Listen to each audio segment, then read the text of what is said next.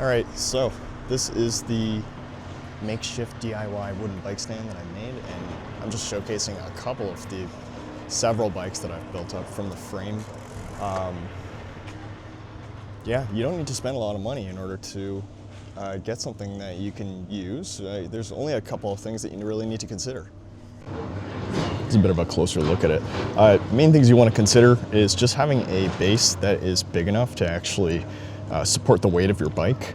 The second one, you can see right here, is going to be pedal clearance. You're going to want to make sure that the little arms that you make are far enough away so that you can actually spin the whole crankset without your pedals or anything like that hitting that side. That's a common first gen issue.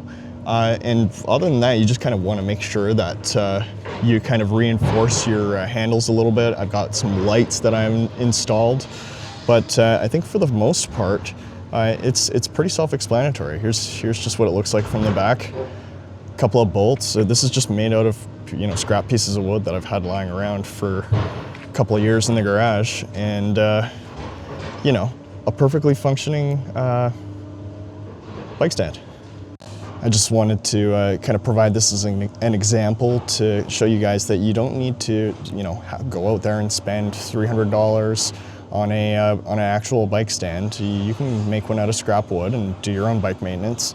You also don't have to spend exorbitant amounts of money going to actual bike shops themselves to have them service your stuff. A lot of the jobs are easy enough to do yourself, and I highly recommend you maybe check out some of the other videos or shorts on this channel to take a look at what you can do for yourself. Anyways, cheers.